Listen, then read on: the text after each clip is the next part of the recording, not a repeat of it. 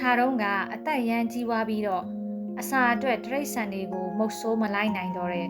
ချင်းသိတကောင်ရှိခဲ့တယ်။အဲဒါကြောင့်သူကသူ့ကိုယ်သူငါဗိုက်ပြအောင်တစ်ခုခုလုံးမရမယ်မဟုတ်ရင်ငါငတ်ပြီးသေသွားလိမ့်မယ်လို့ပြောနေမိခဲ့တယ်။အိုမင်းနေတဲ့ချင်းသေးကသူ့ရဲ့ကောက်ကျစ်ဆင်းလဲတဲ့အစီအစဉ်ကိုလက်တွေ့အဖြစ်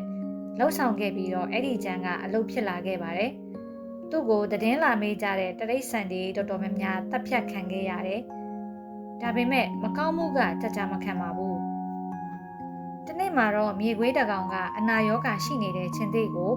လာကြည့်ဖို့ရောက်လာခဲ့တယ်။မြေခွေးကငကိုကလေးကပညာရှိပြီးသားဆိုတော့လှိုင်ကူရဲ့အဝင်ဝမှာပဲရပ်နေပြီးတော့ပတ်ဝန်းကျင်ကိုတေချာကြည့်ရှုခဲ့တယ်။သူ့ရဲ့စထမအာယုံကိုခံစားမိပြီးတော့အမှန်တရားတစ်ခုကိုသူသိလိုက်ရတယ်။အဲဒါကြောင့်သူက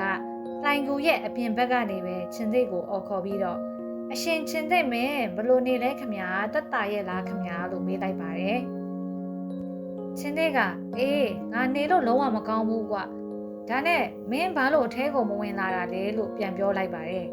။အဲ့ဒီခါမှာတော့မြေခွေးကအရှင်ချင်းသိမင်းကျွန်တော်မျိုးထဲကိုဝင်လာခြင်းပါတယ်။ဒါပေမဲ့တင်းရလှိုင်ကူတွေကိုဝင်သွားတဲ့ခြေရာတွေကိုပဲတွေ့ရပြီးတော့ပြန်ထွက်လာတဲ့ခြေရာတွေကိုမတွေ့ရတာကြောင့်အထဲကိုဝင်လာရင်ကျွန်တော်မျိုးမိုက်မဲလွန်းရကြမယ်လို့ပြန်ဖြေလိုက်ပါတယ်။အဲ့ဒီလိုပြောပြီးတော့မြေခွေးက